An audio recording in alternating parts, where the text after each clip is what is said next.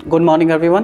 Purnia live classes में आप सभी का स्वागत है। मेरा नाम है सुजीत श्रीवास्तव। हम आपके साथ जुड़े हैं इकोनॉमिक्स का नेशनल इनकम चैप्टर लेकर, जो कि CUET का सिलेबस हम लोग कवर कर रहे हैं। अब तक के क्लास में हम लोग मैक्रो इकोनॉमिक्स का कॉन्सेप्ट डिस्कस कर चुके हैं, जिसमें हम लोग इंट्रोडक्शन पढ़े थे और सर्कुलर फ्लो ऑफ इनकम को जाने थे कि किस तरह से एक सेक्टर से दूसरे सेक्टर में इनकम का फ्लो होता है। एक बार रियल फ्लो को देखे थे, एक बार मनी फ्लो को। साथ साथ हमने नेशनल इनकम का भी कॉन्सेप्ट जाना कि नेशनल इनकम कहते किसको हैं। एक बार फिर से आपको बता दें, नेशनल इनकम है पूरे साल में जितना भी गुड्स और सर्विस प्रोड्यूस हुआ है एक कंट्री के अंदर, उस गुड्स और सर्विस का मनी वैल्यू कहलाता है नेशनल इनकम। और इसी नेशनल इनकम को अलग अलग फॉर्म्स, अलग अलग नामों से जाना जाता है, जैसे कि NNPFC यानी net national product at factor cost, और इस तरीके से NNPFC, NDPFC, GDPMP, GNPMP, ये सब कुछ आप क्लास 12 में पढ़े हुए हैं।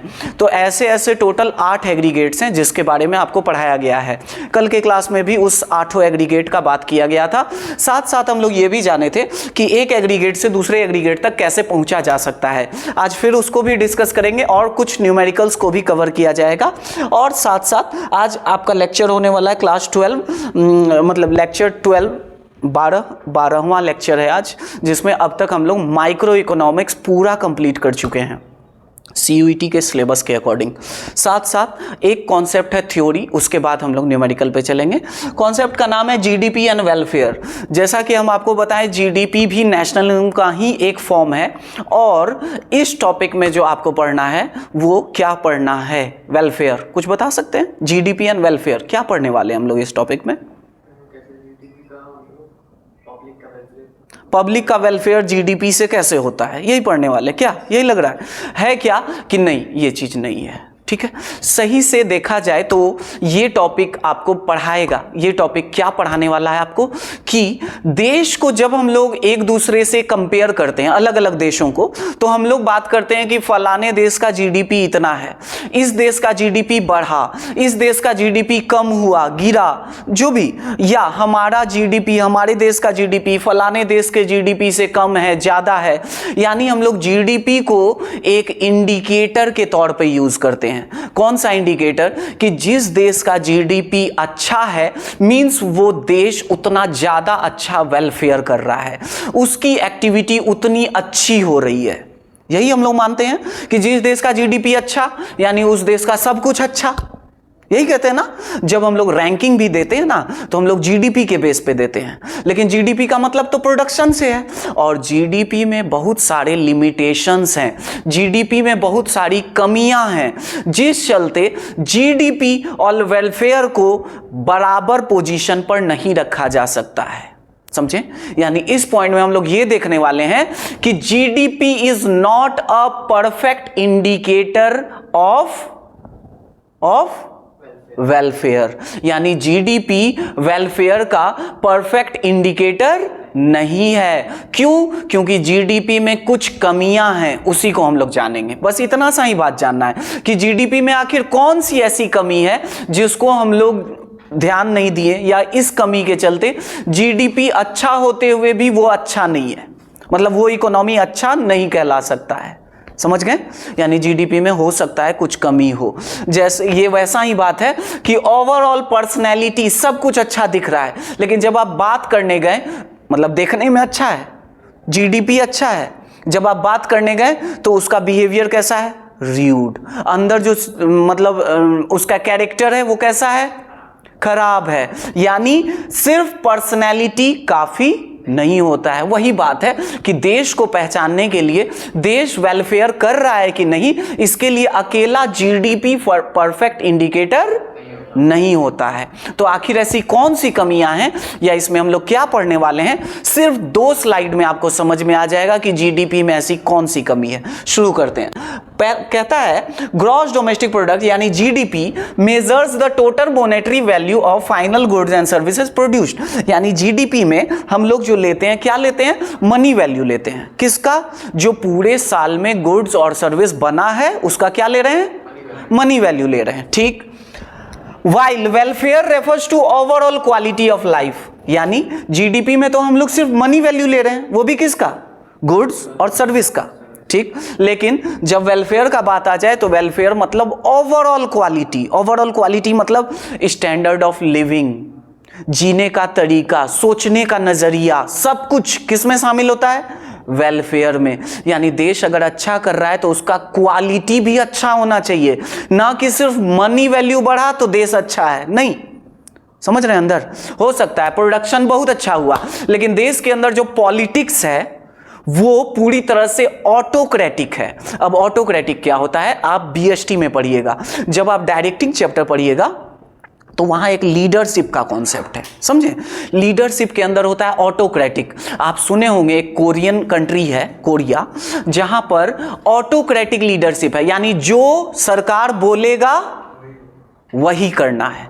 तो उस देश का अगर जीडीपी बढ़ भी रहा है, इट डजंट मीन कि वो देश बहुत अच्छा काम कर रहा है। वहां का पब्लिक कहीं ना कहीं अंदर अंदर सफोकेशन फील कर रहा है। किस चलते? डिक्टेटरशिप के चलते, वही अथॉरिटेटिव डिसीजन लेने के चलते कि आपसे कुछ पूछा ही नहीं जा रहा है, आपका कोई राय लिया ही नहीं जा रहा है। मींस वैसे सिचुएशन में प्रोडक्शन ज्यादा हो के भी क्या फायदा? समझ रहे हैं मेरा बात? यानी सब कुछ अच्छा होते हुए भी, प्रोडक्शन अच्छा होते हुए भी वहां का क्वालिटी अच्छा नहीं है, वहां का जो इक्वालिटी है वो भी अच्छा नहीं, फ्रीडम है ही नहीं। यानी ये सब चीज जो मिसिंग है, जब ये सब भी चीज रहता तब ना हम मानते कि पब्लिक भी खुश है, प्रोडक्शन भी हो रहा है, पब्लिक भी खुश है। लेकिन यहां पर क्या हो रहा है? उस कंट्री में क्या हो रहा है? प्रोडक्शन हो रहा है लेकिन पब्लिक सेटिस्फाइड नहीं है। और वेलफेयर सिर्फ प्रोडक्शन नहीं देखता है, क्या देखता है? पब्लिक सेटिस्फैक्शन, इक्विटी और या फिर जस्टिस, ये सब कुछ देखता है। यानी वेलफेयर क्वालिटी को भी ध्यान देता है, जबकि जीडीपी सिर्फ किसको ध्यान देता है? मॉनेटरी वैल्यू, सिर्फ पैसा में। प्रोडक्शन हुआ तो बहुत अच्छा, प्रोडक्शन नहीं हुआ तो खराब, जबकि दूसरा प्रोस्पेक्ट नहीं देख रहा है, दूसरा एंगल नहीं देख रहा है। समझ रहे हैं मेरा बात ना? हाँ, इसलिए तो कहता है वेलफेयर किसको ध्यान रखता है? Welfare overall quality of life, यानी क्वालिटी ऑफ लाइफ, और वेलबींग यानी अच्छा से काम हो रहा है कि नहीं, लोगों का स्टैंडर्ड कैसा है, क्वालिटी कैसा है। While a higher GDP often indicates better living standard. लोग मानते हैं कि जीडीपी अगर हाई है यानी वहां का स्टैंडर्ड ऑफ लिविंग क्या है? हाई, मानते हैं, लेकिन हर बार ऐसा नहीं होगा, ठीक है? क्योंकि स्टैंडर्ड ऑफ लाइफ कैसे इंडिकेट होगा? न सिर्फ प्रोडक्शन से बल्कि बाकी भी प्रोस्पेक्ट, बाकी भी एंगल देखना पड़ता है उसमें। समझ में आ रहा है मेरा बात ना? हाँ, आगे। It is not a perfect indicator, it is not a perfect indicator of welfare, यानी जीडीपी परफेक्ट इंडिकेटर नहीं है। क्यों? Due to some limitations. कौन कौन से लिमिटेशन? इनकम डिस्ट्रीब्यूशन हो सकता है। पहला पॉइंट आ गया, इनकम डिस्ट्रीब्यूशन। अब समझिएगा ये कैसे एक लिमिटेशन है। मान लिए देश का प्रोडक्शन बहुत आगे बढ़ रहा है, ठीक, लेकिन वो प्रोडक्शन सिर्फ कुछ एक गिनी चुनी कंपनी के चलते बढ़ रहा है। जो छोटे फर्म्स हैं वो आज भी गरीब के गरीबे हैं, और बढ़ कौन रहा है? बड़े फर्म्स का प्रोडक्शन बढ़ा, देश का जीडीपी बढ़ा। क्योंकि देश का जीडीपी ये नहीं देखेगा कि कौन बनाया, वो सिर्फ क्या देखेगा? कितना बना। अब हो सकता है वो जितना बना किसी गिने चुने यही 4, 5, 10 लोगों के द्वारा बना, और जो अभी भी गरीब है वो पहले भी गरीब था, जो कल तक भी अनएम्प्लॉयड था आज भी अनएम्प्लॉयड है, लेकिन जीडीपी बढ़ता हुआ दिख रहा है। किस रीजन से? वही 4-5 लोगों के चलते। यानी जीडीपी इस चीज को नहीं बताता है कि ये जीडीपी इंक्रीज क्यों हुआ है, किसके चलते हुआ है? किसके चलते हुआ है? बड़े फर्म्स के चलते। तो इसका ध्यान जीडीपी में नहीं रखा गया, यानी वेलफेयर नहीं हो पाया। बात मेरा समझे? क्या समझे? समझा सकते हैं? हम बोल रहे हैं कि जीडीपी का पहला लिमिटेशन है इनकम डिस्ट्रीब्यूशन, कि सबको इनकम मिला कि नहीं मिला, सबको इसका फायदा मिला कि नहीं मिला। ये बात प्रूफ हो पाता है जीडीपी से? नहीं। जीडीपी से जरूरी नहीं कि सबका इनकम बढ़ गया होगा उस देश का, हो सकता है यही 10 लोग का बढ़ा हो, बाकी लोग का इनकम उतना का उतना ही होगा। समझे? यानी वेलफेयर नहीं हुआ। समझियो ना? क्या समझियो? बता पाओगी? बड़े फार्म्स को देखता है कि वो कितना हुआ कितना नहीं, पब्लिक जो स्मॉल है उसके वेलफेयर पे ध्यान नहीं देता है। यानी बाहर से देखा जाए तो जीडीपी, बस समझिए ये एक सर्किल है, जीडीपी दिखा कि बढ़ा, लेकिन जीडीपी ये नहीं बताया कि किसके चलते बढ़ा, क्या ये तो नहीं बताया। तो जीडीपी बढ़ा तो दूसरी कंट्री देखा उसको, दूसरा कंट्री देखा तो बोला ओ इंडिया का जीडीपी बढ़ रहा है, लेकिन जब वो यहां आके देखेगा तो बोलेगा गरीब अभी भी है, तो फिर जीडीपी क्या बढ़ रहा है। यानी जीडीपी परफेक्ट इंडिकेटर नहीं है। ये वैसा ही है कि बोर्ड में लाइट जल रहा है, हम सोच रहे हैं कि लाइट है, लेकिन ऑन किए तो फैन नहीं चल रहा है, ऐसा वाला बात, समझे मेरा बात। यानी इंडिकेटर में दिख रहा है कि इंक्रीज, लेकिन जब यहां आके प्रेजेंट में देखे तो वेलफेयर नहीं, इनकम डिस्ट्रीब्यूशन सही से नहीं हुआ है, समझे पहला लिमिटेशन। दूसरा लिमिटेशन नॉन मॉनेटरी एक्सचेंज। कई बार ऐसा होता है, हम तो यहां क्या बोलें, किसको जोड़ेंगे, सिर्फ मॉनेटरी वैल्यू को। बहुत बार ऐसा होता है कुछ गुड्स कुछ सर्विस ऐसे होते हैं जो कि आपको मिल रहे होते हैं, बदले में आपसे पैसा नहीं लिया गया, तो उस सर्विस को जीडीपी नहीं जोड़ता है। जिस सर्विस के बदले आपसे पैसा नहीं चार्ज किया गया उस सर्विस का इसमें इंक्लूजन नहीं होता है। तो ऐसी बहुत सारी सर्विसेज हैं जो कि आपको फ्री ऑफ कॉस्ट दी जा रही है, जिसके बदले कोई चार्ज नहीं लिया जा रहा है, और तो उसको जीडीपी में नहीं जोड़ा जाएगा। फॉर एग्जाम्पल, घर में जो आपकी माँ है, आपके यहाँ जो भी पापा हैं माँ हैं जो आपको सर्विस दे रही हैं, मान लेते हैं पूरा दिन मेहनत कर रही हैं, क्या उसका कुछ अमाउंट नहीं होता है? उस जगह कोई और काम करेगा तो फ्री ऑफ कॉस्ट काम करेगा नहीं। तो क्या आप अपनी माँ को, अपने पिताजी को, जो भी घर में काम कर रहे हैं आपके लिए, जो सर्विस दे रहे हैं, इतना सपोर्ट, इतना अपनापन, उसका कोई चार्ज दे रहे हैं आप, तो उसको तो जीडीपी में नहीं जोड़ा गया, लेकिन सर्विस तो है, सर्विस है ना। तो जीडीपी नॉन मॉनेटरी सर्विस को नहीं जोड़ता है, यानी जीडीपी अभी भी अधूरा है, क्योंकि जीडीपी का ध्यान सिर्फ किस पर है, मॉनेटरी वैल्यू पर। जीडीपी का ध्यान सिर्फ मॉनेटरी वैल्यू प्रोडक्शन पर है। पहला, जीडीपी ये नहीं देखा कि गरीब गरीबे रह गया, ठीक। दूसरा, जीडीपी ये नहीं देखा कि कुछ चीज फ्री ऑफ कॉस्ट दिया गया था, उसको नहीं लिया जीडीपी। क्यों? क्योंकि ये सिर्फ किसको ले रहा है, पैसा वाले को, ये सिर्फ मॉनेटरी वैल्यू को। जिसका मॉनेटरी मेजरमेंट पॉसिबल नहीं हो पा रहा है, उसका कैलकुलेशन नहीं हो पा रहा है, उसको इंक्लूड नहीं किया जा रहा है, यानी जीडीपी में कमी है। अगर उसको भी इंक्लूड करते तो हमारा जीडीपी शायद और बढ़ जाता। समझ में आ रहा है? ठीक, यानी दो कमी दिखा दी आपको। तीसरा कमी है एक्सटर्नलिटीज। एक्सटर्नलिटीज यानी बाहरी फैक्टर्स, बाहरी कारक। बहुत बार ऐसा होता है कि जीडीपी बढ़ता हुआ दिख रहा है ड्यू टू फैक्ट्री प्रोडक्शन, ठीक, फैक्ट्री में प्रोडक्शन हुआ, जीडीपी बढ़ गया। लेकिन अब बताते हैं कि जीडीपी क्या चीज को ध्यान नहीं दिया, उस फैक्ट्री में प्रोडक्शन होने के चलते air pollution, water pollution, disease, इस सब पे जीडीपी कोई ध्यान दिया क्या? प्रोडक्शन हुआ, मॉनेटरी वैल्यू हुआ, जोड़ लिए, बढ़ा हुआ दिखा दिए, देश गदगद हो गया, लेकिन देश में जो बीमारी फैला इसके लिए कुछ आप माइनस किए? समझ रहे हैं मेरा बात? यानी एक्सटर्नल फैक्टर, एक्सटर्नल इंपैक्ट जो पड़ा मेरे प्रोडक्शन का, उसको जीडीपी ध्यान नहीं देता है। तीनों बात समझ में आया?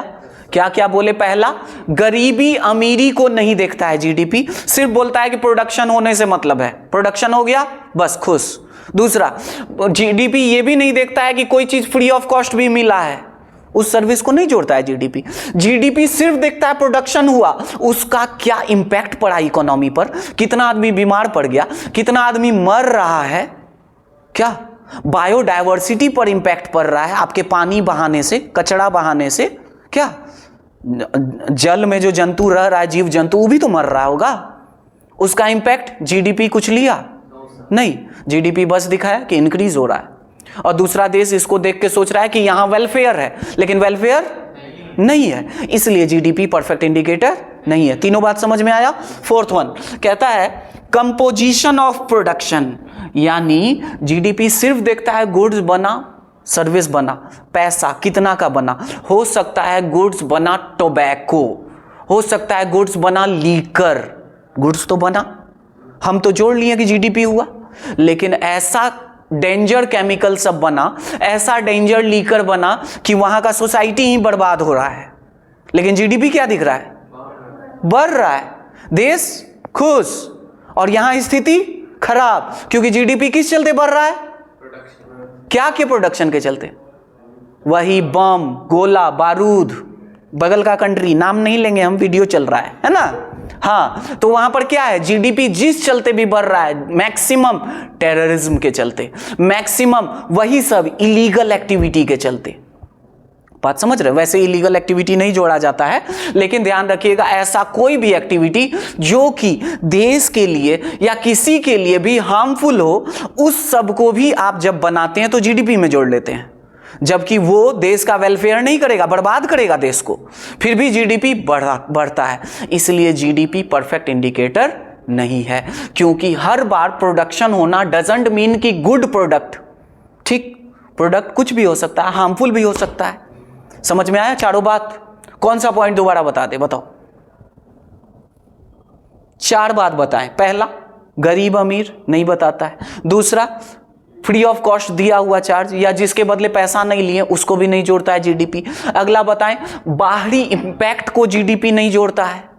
बहुत कुछ बनता है लेकिन उसका खराब भी असर पड़ जाता है, बहुत कुछ बनता है उसका अच्छा भी असर पड़ जाता है, अच्छा असर को भी जीडीपी नहीं जोड़ता है। हम एग्जांपल देते हैं, मान लीजिए आपके आसपास पार्क खुला, ठीक, जहां लोग टहलने जाता है, पार्क में आप पैसा दिए, जीडीपी में जुड़ गया, लेकिन पार्क में आपके टहलने के चलते आपका स्वास्थ्य अच्छा हुआ, आप फिट हुए, उसका इंपैक्ट जीडीपी पर नहीं पड़ेगा, क्योंकि जीडीपी तो सिर्फ मनी वैल्यू देखता है। समझ में आया? यानी अच्छा और खराब इंपैक्ट दोनों जीडीपी इग्नोर करता है। ठीक, अगला लास्ट बोलें कि जीडीपी ये भी नहीं बताता है कि प्रोडक्शन क्या का हुआ, वो सिर्फ क्या देखता है? हुआ, प्रोडक्शन हुआ, मनी वैल्यू बता दो कितना का हुआ, जोड़ लिए। अब प्रोडक्शन चाहे कितना भी खतरनाक केमिकल का हुआ हो जो कि मेरे देश को ही बर्बाद कर देगा, यानी मेरे देश में वेलफेयर नहीं होके उल्टा असर होगा, लेकिन फिर भी जीडीपी बढ़ गया। समझे? क्लियर है यहां तक? पूछना है कुछ? चलो, इसी पॉइंट को इस यहां पर पॉइंट बताया गया, लिमिटेशन जीडीपी की क्या क्या सीमाएं हैं। जीडीपी की सीमाएं ये सब रहा। क्या कहता है? पहला, डिस्ट्रीब्यूशन ऑफ इनकम, यानी आय का वितरण। यदि जीडीपी बढ़ती है लेकिन वह अमीरों तक ही सीमित रहती है, समझा दिए? आगे, तो औसत कल्याण में वृद्धि नहीं हो सकती है, यानी सबका कल्याण नहीं हो रहा है, सिर्फ कुछ लोगों का कल्याण हो रहा है। नेक्स्ट, नॉन मॉनेटरी, कहता है गैर मौद्रिक, यानी गृहिणी, वही हाउसवाइफ या आपकी माँ, आपके यहाँ जो भी काम कर रहा है, जो आपको इतना अपनापन दे रहा है, प्यार दे रहा है, सम्मान दे रहा है, इसका कोई चार्ज नहीं लिया जा रहा है, उसको जीडीपी नहीं इंक्लूड करता है। समझ में आया? यही है कि गृहिणी की सेवाएं या स्वयं सेवी कार्य जैसे कार्यों को इसमें शामिल नहीं किया जाता है, फिर भी वे खुशहाली बढ़ाते हैं, यानी उसमें वेलफेयर हो रहा है लेकिन उसको जीडीपी में नहीं जोड़ा जा रहा है। आगे अगला पॉइंट कहता है एक्सटर्नलिटीज, यानी बाहरी फैक्टर, यानी कहता है निगेटिव इफेक्ट। समझा दिए? पॉल्यूशन अभी समझाए हैं, क्या बताएं निगेटिव इम्पैक्ट? पॉल्यूशन और बीमारी जो फैल रहा है, फैक्ट्री में प्रोडक्शन तो हो रहा है लेकिन बीमारी हो रहा है, तो बीमारी को नहीं देख रहा है जीडीपी, सिर्फ पैसा को देख रहा है। आर नॉट डिडक्टेड, बीमारी के चलते जो लॉस हुआ उसको नहीं घटा रहे हैं। वाइल पॉजिटिव इंपैक्ट, जैसे पार्क समझाएं अभी, तो पार्क से जो पॉजिटिव इंपैक्ट पड़ा उसको जोड़ते भी नहीं है, पॉल्यूशन से जो निगेटिव इंपैक्ट पड़ा उसको घटाते भी नहीं है, यानी एक्सटर्नल फैक्टर को हम लोग नॉट फुल्ली अकाउंटेड, इसको हम लोग ध्यान ही नहीं देते हैं। समझ में आ गया? हिंदी में लिखा हुआ है बाहरी प्रभाव, नकारात्मक भी हो सकता है, उसको घटाया जाना चाहिए लेकिन घटाया नहीं जाता है, जबकि सकारात्मक प्रभाव जिसको बढ़ाया जाना चाहिए था उसको भी नहीं बढ़ाया जाता है। ठीक है, इसलिए जीडीपी पूरी तरह से कह सकते हैं परफेक्ट इंडिकेटर वेलफेयर का नहीं है। Next last one is composition of production. अगर प्रोडक्शन किसका हो रहा है? हार्मफुल गुड्स का, जैसे वेपन्स, खाली बंदूक, गोला बारूद, यही सब बन रहा है, ठीक, तो जीडीपी तो बन रहा है लेकिन बर्बादी वाला जीडीपी बन रहा है। ठीक, उसको जीडीपी ध्यान नहीं देता है। इससे जीडीपी इंक्रीज होता है बट लोअर्स वेलफेयर, आसपास झगड़ा झंझट खून खराबा ज्यादा होगा। जरा सा झगड़ा हुआ, अभी हम लोग का झगड़ा होता है कॉलर पकड़ते हैं, वैसे झगड़ा होगा बंदूकें पकड़ लेंगे और खत्म, है कि नहीं, कि उसके पास भी बंदूक मेरे पास भी बंदूक, दोनों मारे खत्म, ऐसा वाला। तो फिर वेलफेयर कहाँ रहा, समझे बात। इसीलिए जीडीपी इसको भी ध्यान नहीं देता है, कंपोजिशन और प्रोडक्शन। अगर बंदूक का प्रोडक्शन ज्यादा हो रहा है वेलफेयर खराब, जबकि जीडीपी अच्छा।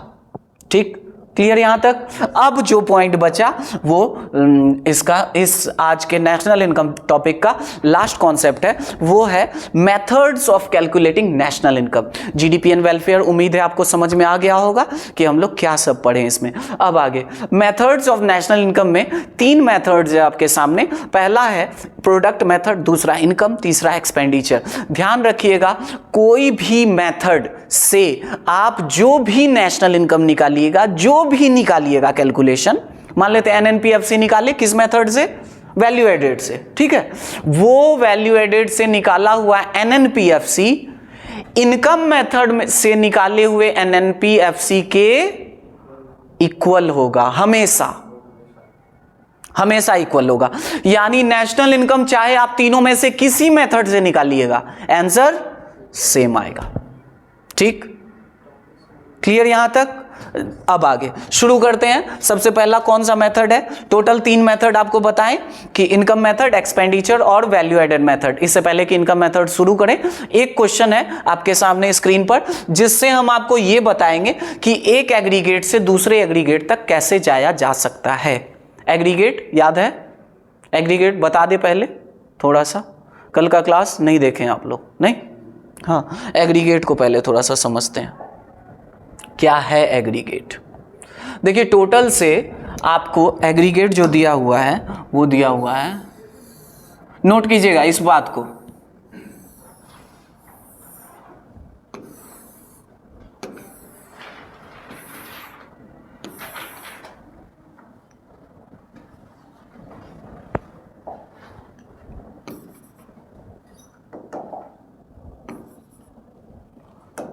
अरे ले लो,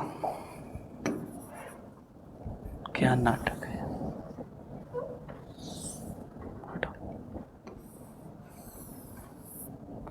समझना ध्यान से। इस कॉन्सेप्ट को पढ़ने के बाद आपको अगर ये बात समझ में आ गया तो फिर पूरे ग्रेजुएशन तक इसका आपको यूज पड़ेगा। ठीक है, शुरू करते हैं। सबसे ऊपर का कॉलम जो हम लिखने वाले हैं वो आपके लिए है ब्रॉड। क्या है ब्रॉड, यानी क्या होता है, बड़ा। ब्रॉड मतलब छोटा होता है, चौड़ा। अच्छा, ब्रॉड मतलब अभी हम क्या मान रहे हैं, बड़ा है वो। अगला नीचे जो लिखने वाले हैं वो है नैरो। नैरो मतलब छोटा, मतलब अभी हम लोग लार्ज और स्मॉल कॉन्सेप्ट देख रहे हैं। लार्ज को कहां लिखेंगे हम लोग, ऊपर, और छोटा वाले को नीचे। अब देखिए कोई चीज छोटा है और कोई चीज बड़ा है तो निश्चित है कि बड़ा और छोटा के बीच कुछ गैप होगा। क्या मान लेते हैं ये है एक और दूसरा ये भी है, कौन छोटा है, पेन छोटा है, हाँ पेन छोटा है तो कितना छोटा, ये यही है क्या, ये जो बीच का क्या है, गैप। बीच वाले कॉलम में हम लोग क्या लिखने वाले हैं, गैप को लिखने वाले हैं। यानी जब हमको छोटा से बड़ा पे जाना होगा तो क्या करना होगा, गैप को छोटा के साथ जोड़ना होगा। समझ में आया। उसी तरह अगर बड़े से हमको छोटे पर आना है तो वही गैप वाला वर्ड को क्या करना होगा, माइनस करना होगा। अब पहला जो कॉलम दिख रहा है आपको उसमें हम बड़े में लिखने वाले हैं ग्रॉस, ठीक, और छोटे में क्या लिख रहे हैं, नेट। नोट कीजिए, बड़े में ग्रॉस, छोटे में नेट। और बीच का जो गैप है वो है डेप्रिसिएशन। ओहो, बीच का जो गैप है वो है डेप्रिसिएशन।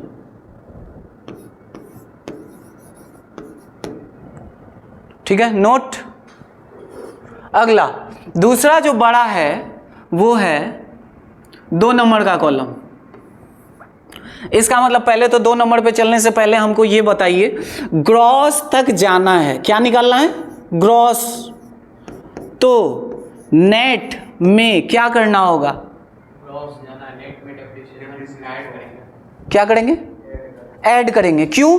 क्योंकि नेट छोटा है, हमको जाना कहां तक है? ग्रॉस पर। क्या करेंगे? डेप्रिसिएशन प्लस करेंगे। हमेशा इस बात को ध्यान रखिएगा। आगे बढ़ते हैं। अगला है दूसरा पॉइंट, ले लो। हाँ, दूसरा जो है ऊपर हम लिख रहे हैं नेशनल। हाँ जी, नेशनल बड़ा है कि छोटा है? हाँ, बड़ा है। कहाँ लिखे हम? ऊपर वाले लाइन में, इसलिए नेशनल क्या है? बड़ा है। आगे दूसरा जो इसी नेशनल का छोटा वाला है वो क्या है? वो है डोमेस्टिक।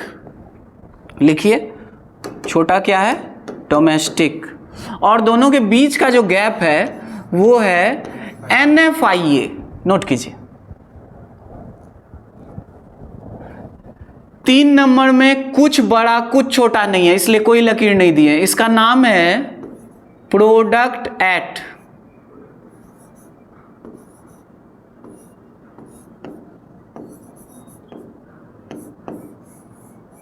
Product at. और आगे जो है वो है बड़ा में हम लिख रहे हैं मार्केट प्राइस, बड़ा है। और छोटा में लिख रहे हैं फैक्टर कॉस्ट, छोटा है। और दोनों के बीच का गैप है NIT। सब का मीनिंग बताएंगे, कुछ कंफ्यूज नहीं होइएगा, बस आप इतना लिख लीजिए और सही से समझिए। इतना लिखने के बाद बढ़े आगे।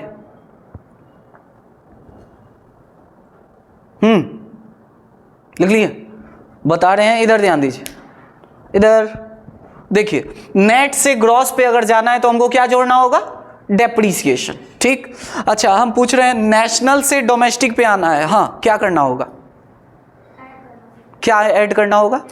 NFIA। आपको बताना है अब मार्केट प्राइस से फैक्टर कॉस्ट पे जाना है, तो NIT को माइनस करना। माइनस करना होगा। समझ में आ गया कौन बड़ा है कौन छोटा? आपको कुछ डाउट? इतना दूर समझ गए। अब क्या है, इसी टेबल से नेशनल इनकम का अलग अलग रूप निकलेगा, जो कि हम अभी आपको बताए थे नीचे वाले क्लास में, दुर्गा जी का अलग अलग रूप। हाँ, वही बात है, नेशनल इनकम का अलग अलग रूप। कौन कौन सा रूप है? हर कॉलम से एक वर्ड उठाना है। ठीक है, पहला कॉलम से हमने उठाया क्या? ग्रॉस। कोई भी उठा सकते थे। पहला से हमने ग्रॉस का G लिया। पहला कॉलम से क्या लिए? ग्रॉस का G। दूसरा कॉलम से बताइए क्या ले ले?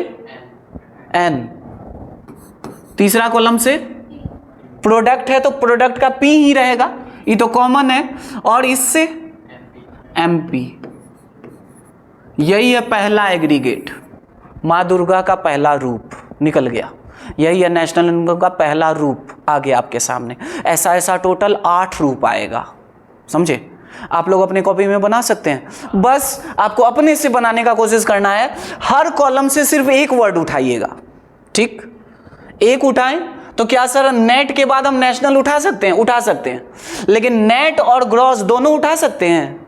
नहीं। एक कॉलम से कितना? एक। टोटल देखिए तो कितना बनता है? पूरा ग्रॉस मत लिखिएगा, बस G लिखिएगा।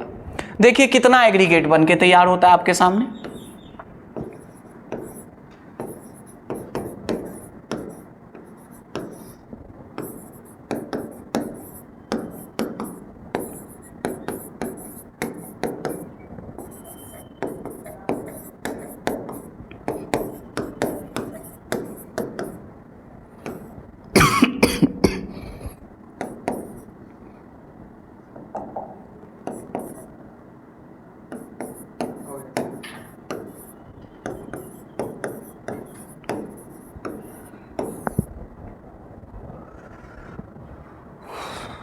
और किसी का अगर 8 से ज़्यादा बने तो वो भी बताइएगा कि सर मेरा 12 बन रहा है, हो सकता है।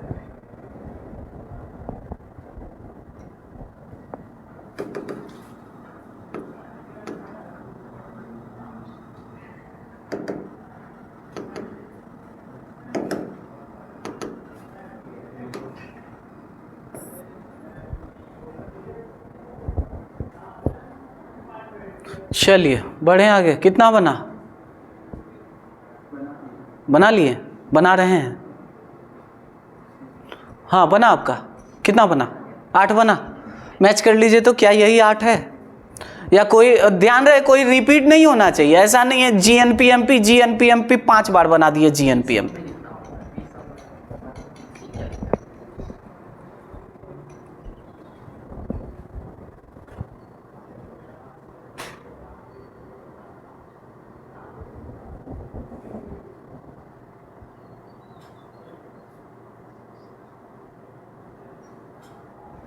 हुआ? Yes, sir.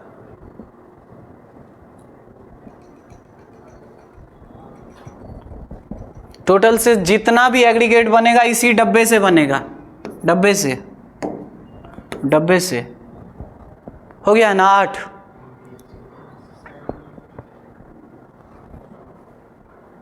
पढ़े आगे। 8 एग्रीगेट जो है इसी डब्बे से बनना है। ठीक है, ये सारा नाम आया। आप भी अपने कॉपी में बनाए होंगे। क्या आपका कुछ अलग आ रहा है? क्या बनाने आया?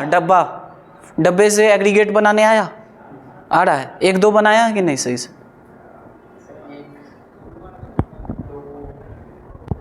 मतलब जितना बना है सही से बना है ना? 3-4 को सही लग रहा है। ये क्या है? DNP कहाँ से आया? D पहले कहाँ से आ गया? पहला कॉलम में कहाँ है D? डेप्रिसिएशन नहीं लेना है, डिफरेंस को नहीं लेना है। या तो ब्रॉड लेना है या नैरो लेना है। समझ रहे हैं मेरा बात? इन दोनों को लेना है, इसको नहीं। इसलिए ना हम येलो कलर से लिए हैं। ये तो डिफरेंस है। आपको या तो ई पेन लेना है या ई पेन लेना है, डिफरेंस को नहीं लेना है। समझे हो मेरा बात? हाँ, तो डेप्रिसिएशन को नहीं लेना है आपको। या तो G लेना है या N लेना है या ये वाला D, M लेना है या ये वाला F। हाँ ठीक, तो इतना एग्रीगेट आपको दिखेगा। ठीक, अब जब ऐसा एग्रीगेट आपके सामने जब आ जाए, अब क्या करना है कि देखिए, एक एग्रीगेट से दूसरे एग्रीगेट पर जाया जा सकता है। आपको इसी टेबल से क्या करना होगा? मान लेते हैं आपसे हम बोलें NDPFC निकालना है। क्या निकालना है? NDPFC। देखिए तो एक एग्रीगेट था, यहां है NDPFC, लेकिन निकालना कैसे है? इससे निकालना है। किससे? GNP-MP से। तो जो निकालना है उसको हम रखेंगे LHS में और बराबर लिखेंगे किससे निकालना था? GNP-MP से। ठीक, अब ध्यान दीजिए, इधर निकालना क्या है? ये कि ये NDPFC। किससे निकालना है? GNP-MP से। हाँ, यहां से पहुंचना है इस पर। ठीक, टेबल को भी ध्यान रखिएगा। अब 1 बाय 1 वर्ड टू वर्ड जाएंगे। G से कहां जाना है? पहला लेटर देखिए, कहां जाना है? N। मन में या यहां भी देख के बताइए, G से N जाना है, क्या करना होगा? एकदम डेप्रिसिएशन माइनस करना है। यानी G बड़ा था, N छोटा था, हमको क्या करना पड़ेगा? उस गैप को हटाना होगा। ये जो एक्स्ट्रा आइटम था इसमें, इसको जब हम हटाएंगे तो क्या बन जाएगा? छोटा बन जाएगा। छोटा पे जाना है ना, बड़ा से छोटा पे जाना है। G बड़ा था। हाँ, आपको बताना है इधर N से कहां जाना? अरे N से कहां जाना है? D। सेकेंड लेटर को देख रहे हैं। हाँ बताइए क्या करना होगा? माइनस करना होगा। टेबल को देख के समझ में आ रहा है? माइनस करना होगा NFIA को। आगे इसके बाद है, हाँ अगला P है, सेम है। प्रोडक्ट एट में कोई चीज डिफरेंस नहीं होता है। आगे MP है, जाना है FC तक। आपको बताना है क्या करना होगा? माइनस करना होगा। आपको क्या लगता है? NIT को माइनस करना होगा। क्यों? क्योंकि MP बड़ा है, FC छोटा है, तो NIT को माइनस करना होगा। आया समझ में? अब यही टेबल है आपके सामने एक और, ये तो हम बना के दिखाए आपको। यानी आपको ये बात समझ में आया कि एक एग्रीगेट अगर आपके हाथ में हो तो आप डेप्रिसिएशन NFI और NIT को जोड़ घटा के किसी भी दूसरे एग्रीगेट तक पहुंच सकते हैं। समझ में आया? देखिए अब क्या है, ध्यान रखिएगा, दो चीज अलग से नोट कीजिए।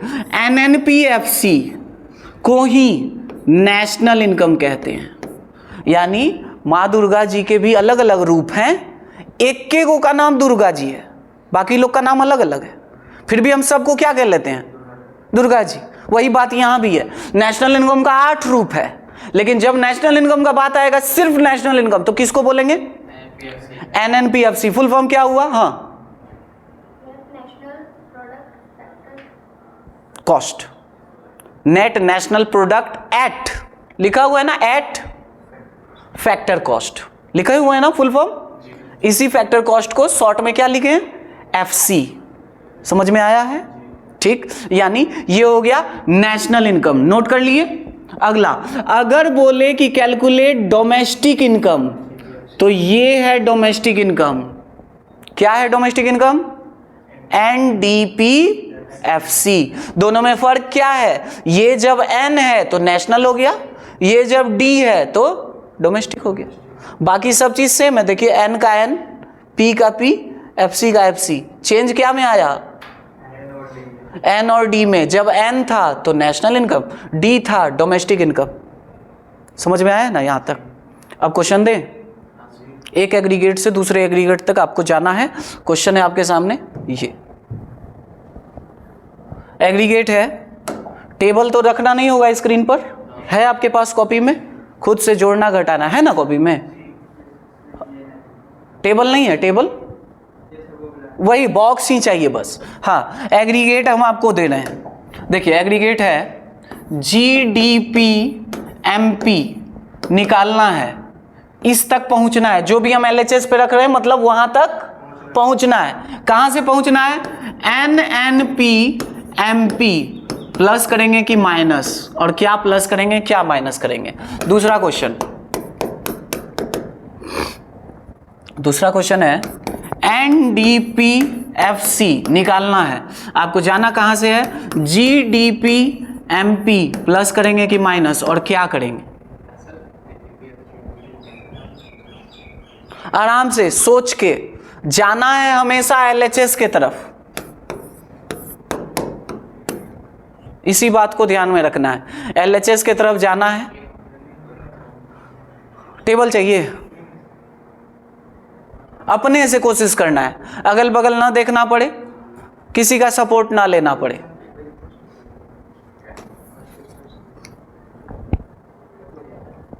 क्योंकि हम आपको आने वाले समय में किसी एक एग्रीगेट का फॉर्मूला बताएंगे, आपको दूसरे एग्रीगेट तक खुद जाना पड़ेगा।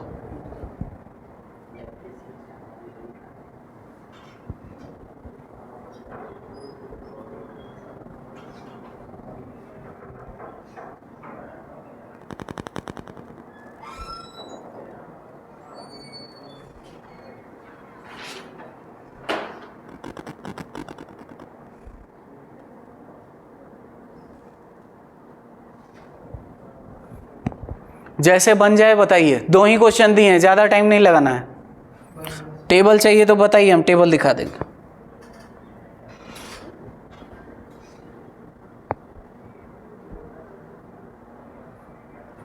ये नतीजा है कि कल का क्लास आप लोग नहीं किए, इसलिए आज हमको दोबारा बताना पड़ रहा है।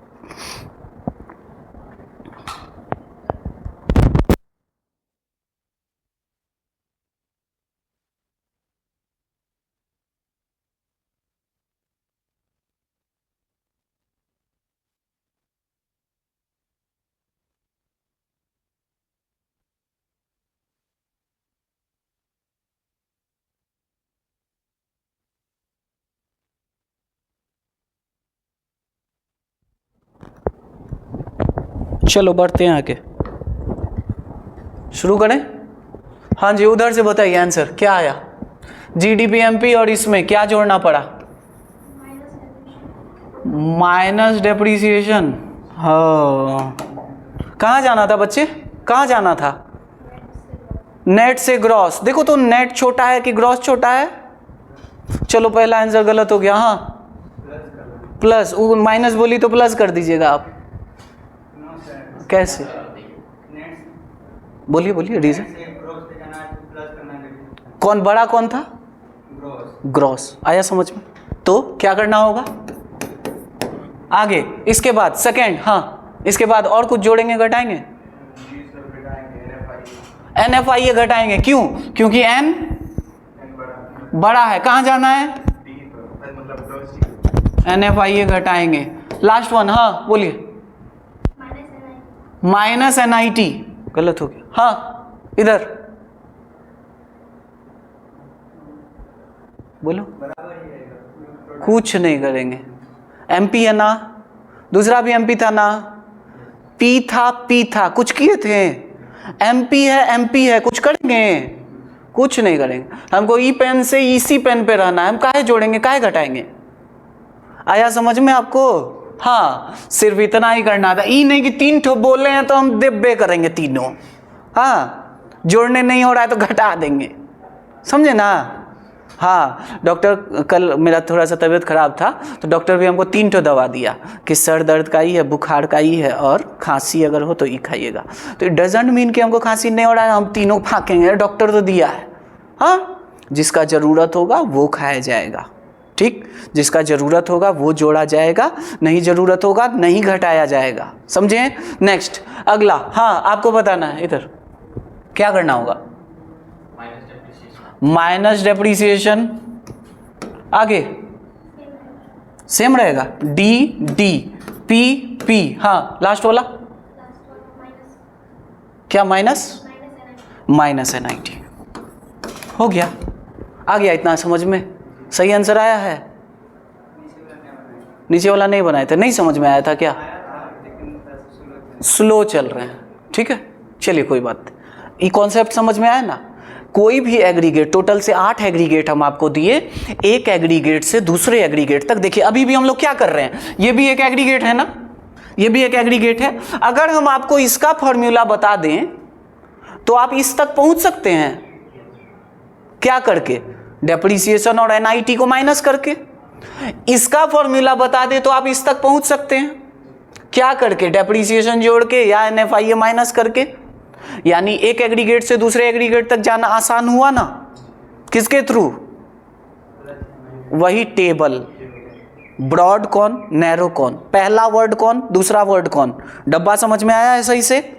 चलते हैं अब आगे। कुछ पॉइंट को जानिए कि यहां पर सर NFIA का क्या मतलब है, डेप्रिसिएशन का क्या मतलब है, NIT का क्या मतलब है। इस वर्ड को थोड़ा सा बस जान लीजिए ताकि न्यूमेरिकल सॉल्व हो। बाकी ज़्यादा डिटेल क्लास 12 में पढ़ाया जाता है। आप पढ़े होंगे या अगर नहीं भी पढ़े हैं तो अब समय नहीं रहा, अब आप लोग जवान हो गए, मतलब बड़े हो गए। हाँ अब आपका उम्र निकल गया पढ़ने का। जब उम्र था तो हम पढ़ा नहीं पाए, आप लोग पढ़े होंगे लेकिन। हाँ तो उम्र तो मेरा भी निकल ही रहा है। तो हाँ बढ़ते हैं आगे। क्वेश्चन है ये, कहता है डोमेस्टिक इनकम निकाल लें। क्या निकाल लें? Domestic income. बताइएगा डोमेस्टिक इनकम किसको बोले थे? किसको बोले थे? NDP भला ना क्या? किसको बोले थे? NDPH नहीं, NDPFC। यानी क्या निकालना है? क्या निकालना है? NDP, अभी बताए थे ना NDPFC निकालना है। या दे भी दिया संयोग से। क्या निकालना है? देखिए लिखा है नेट डोमेस्टिक प्रोडक्ट एट, यही निकालना है ना। संजोग से लिख दिया, नहीं भी लिखता तो हमको अपने से जान लेना है कि जब बोले डोमेस्टिक निकालने तो क्या निकालना है? NDPFC। ठीक, अब क्या क्या दिया है क्वेश्चन पढ़ते हैं। ये पर्टिकुलर्स यानी डिटेल, ये रुपीज इन करोड़। कितना दिया है? GNPMP। देखिए तो ध्यान से, एक एग्रीगेट है ना GNPMP, फटाफट सॉल्व कीजिए। तो GNPMP दिया हुआ है, NDPFC निकालना है। क्या करना होगा, क्या जोड़ना होगा, क्या घटाना होगा? टेबल आपके सामने, आपकी स्क्रीन पर, आपके कॉपी पर बना हुआ है ऑलरेडी। किसको LHS में लिखेंगे, किसको RHS में लिखेंगे, क्या जोड़ेंगे, क्या घटाएंगे।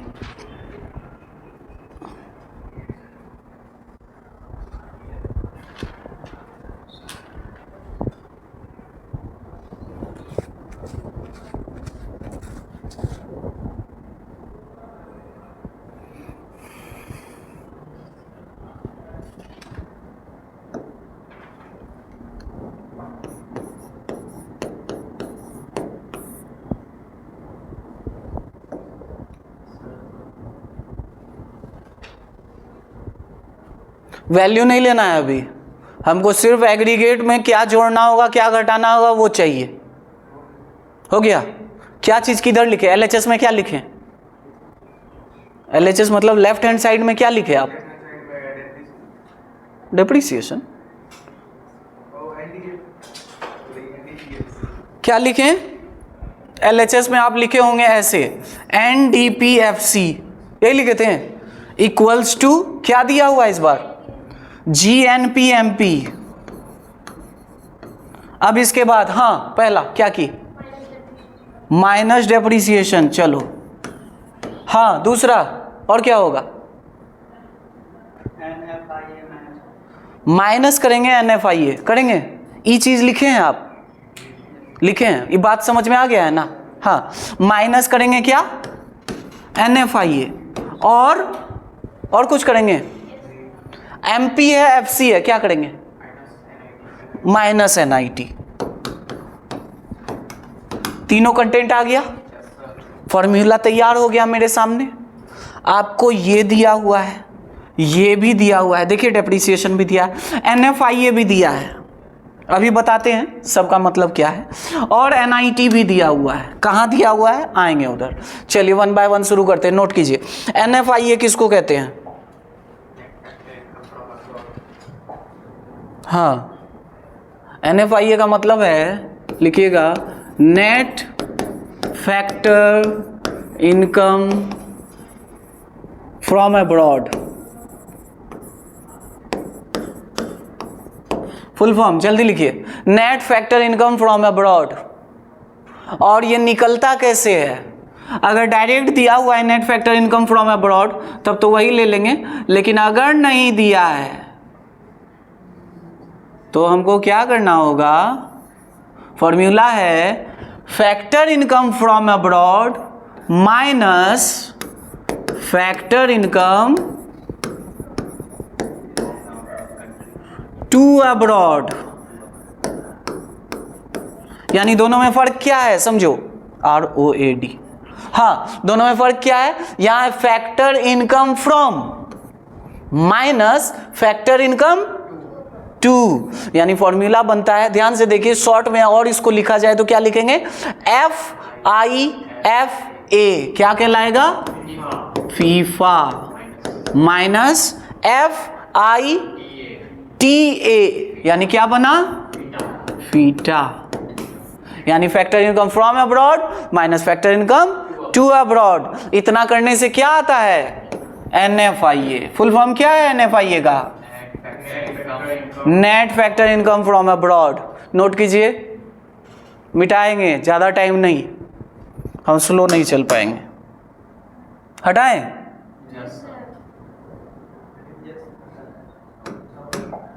चलो अगला NIT को नोट करो। NIT किसको कहते हैं, NIT का मतलब है नेट इनडायरेक्ट टैक्स।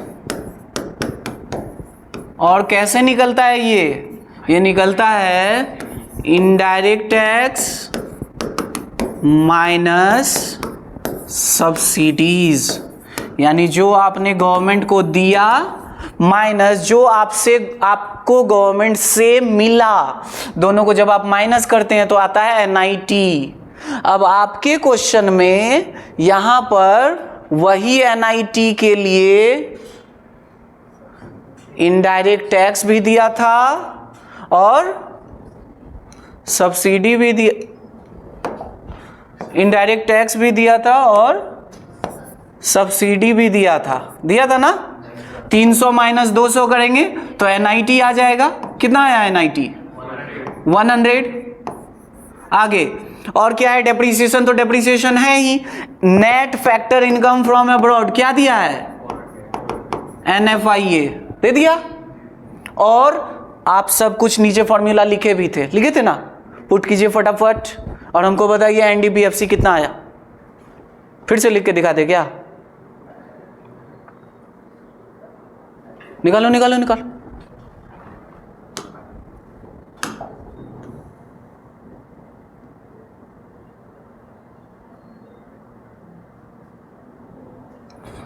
फिर से यहाँ लिख रहे हैं, हमको निकालना था NDPFC, किससे निकालना था, GNPMP से।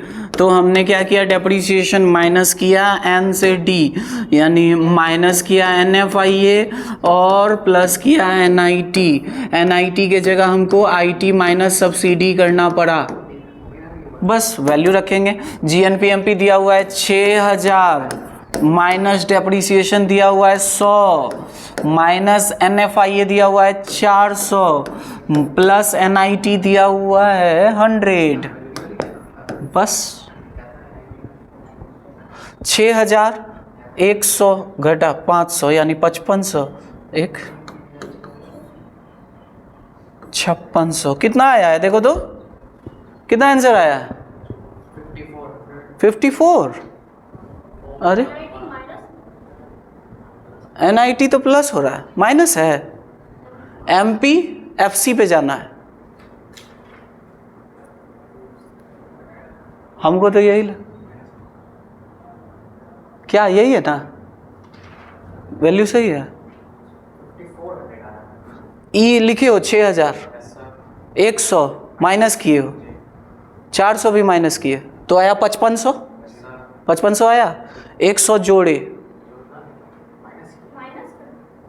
NIT तो हमको जुड़ता हुआ दिख रहा, माइनस करना, MP से FC माइनस करना है, माइनस करना है, हाँ 5400 करो,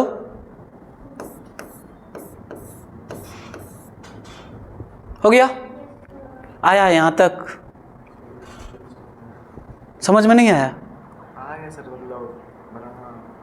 टाइम लग रहा है, टाइम लग रहा है, हाँ चलो। यानी एक एग्रीगेट से दूसरे एग्रीगेट तक जाने के लिए आपको क्या क्या चाहिए था, आपको चाहिए था सारे एग्रीगेट्स और उस एग्रीगेट को एक से दूसरे पर जाने का कुछ कुछ कॉन्सेप्ट, NFIA और NIT। तो हमने भी 400 माइनस 100 किया, यानी 600 माइनस करने के बाद मेरे पास जो आया वो आया 5400 करोड़।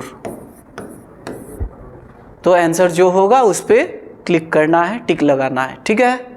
ये था एक एग्रीगेट से दूसरे एग्रीगेट। अब पॉइंट आता है कि इनकम मेथड से, इनकम मेथड का क्या है, फटाफट अब तीनों कॉन्सेप्ट जल्दी जल्दी, और प्लस ये PPT आपके ग्रुप में जाएगा, इससे इसमें जो भी क्वेश्चन है उस क्वेश्चन को सॉल्व करना है, ठीक है। शुरू करते हैं। इनकम मेथड में क्या होता है, फॉर्मूला ये निकलता है, देखिए तो ये एक एग्रीगेट है ना, और ध्यान से अगर देखा जाए तो ये नेशनल इनकम का ही दूसरा नाम है। क्या क्या चाहिए इसके लिए, रेंट एंड रॉयल्टी, COE को हम लिख दिए हैं, क्या है, वेजेज एंड सैलरीज। कैसे निकलता है, wages and salaries in cash, wages and salaries in kind, and next one is social security contribution by employer. Full form इसका होता है, COE का फुल फॉर्म होता है कंपेंसेशन ऑफ एम्प्लॉइज। हाँ, यहां एम्प्लॉयर चाहिए ना ना ना, ये लिख रहा है कंपेंसेशन ऑफ एम्प्लॉइज, ये हमेशा आपको COE एम्प्लॉई ही देगा। यहां जो देगा सोशल सिक्योरिटी कंट्रीब्यूशन बाय, कौन सा चाहिए, एम्प्लॉयर वाला चाहिए, ठीक है। आगे नेक्स्ट है इंटरेस्ट और नेक्स्ट है प्रॉफिट। ये चार चीज जोड़ लिए, ये चार चीज के साथ एक चीज और जोड़े, NFIA, और इतना के साथ एक पांचवा चीज भी अभी हम जोड़वाएंगे। लिख लिए, इतना नहीं लिखे, ठीक है, बाद में लिखिएगा, कोई बात नहीं। पहला चीज आप देख रहे हैं क्या है, रेंट एंड रॉयल्टी। दूसरा COE, फुल फॉर्म क्या बोले, कंपेंसेशन ऑफ एम्प्लॉइज। कैसे निकलता है, वेजेज एंड सैलरीज को जोड़ेंगे, social security contribution by employer, इसको इस दोनों को जोड़ने पर, और वो भी कैश और काइंड दोनों वाला। आगे दूसरा चीज क्या है, अगला है अगर प्रॉफिट ना दिया हो तो कैसे जोड़ के निकालेंगे, क्या क्या जोड़ेंगे, डिविडेंड, रिटेन्ड अर्निंग और corporate tax. Next NFIA already बता दिए, फीफा माइनस फीटा। आ गया यहां तक, ये 1 2 3 4 5 चीज जोड़े। अब ध्यान दीजिए एक और छठा चीज जो कि इसमें नहीं लिखा हुआ है, आपको जानना है। वो छठे चीज का नाम है, कुछ लोग ऐसे भी हैं जो कि ऐसा इनकम अर्न करते हैं जो सेल्फ एम्प्लॉयड हैं, उसके लिए वर्ड यूज होता है मिक्स्ड इनकम। क्या वर्ड यूज होता है, mixed income of self employed. तो ये 6 चीज जोड़ने से आपको क्या मिल जाएगा, अरे NNPFC। कौन सा 6 चीज, rent and royalty, COE, interest, profit, mixed income of self employed और छठा NFIA। ये 6 चीज जोड़ के क्या निकलेगा, NNPFC। और एक बार जब आपके हाथ में NNPFC आ गया तो आपसे कोई भी एग्रीगेट निकालने बोलेगा तो आप डेप्रीसिएशन NFIA और NIT के थ्रू निकाल सकते हैं, प्लस माइनस करके डब्बा जो बनाए हम उससे। ठीक समझे, क्वेश्चन है आपके सामने। ये देखिए ध्यान से, आपको कंपेंसेशन ऑफ एम्प्लॉइज दिया हुआ है, COE मिला, COE मिल गया। पहला बात, रेंट एंड इंटरेस्ट, यानी रेंट और इंटरेस्ट 3 चीज मिल गया। कौन कौन, COE, रेंट, इंटरेस्ट। आगे इनडायरेक्ट टैक्स कहां काम पड़ता है, NIT के वक्त। आगे कॉर्पोरेट टैक्स किसका पार्ट है, प्रॉफिट का पार्ट है। अभी दिखाते हैं, यहां देखिए लिखा हुआ है प्रॉफिट में है कॉर्पोरेट टैक्स, वही कॉर्पोरेट टैक्स है, यानी प्रॉफिट निकालने के लिए उसका यूज होगा, यानी ये पार्ट है प्रॉफिट का।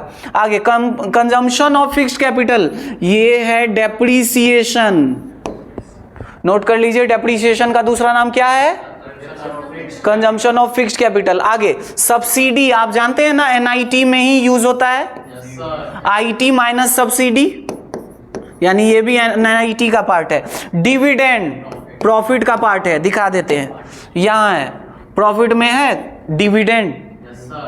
कॉर्पोरेट टैक्स 2 को मिल गया, एक और रिटेन अर्निंग चाहिए होगा, देखते हैं दिया है कि नहीं।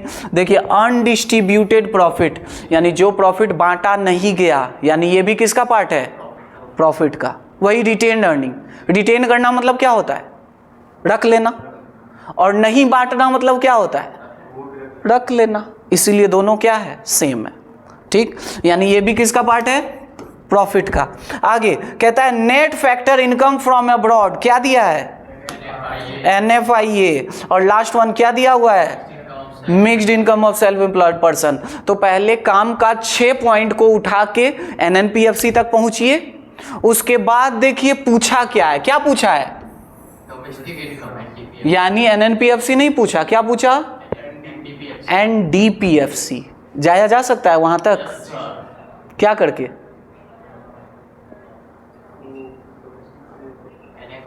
डोमेस्टिक से नेशनल, नेशनल से डोमेस्टिक पे जाना होगा, NFIA माइनस करना होगा। समझ में आया, बनेगा।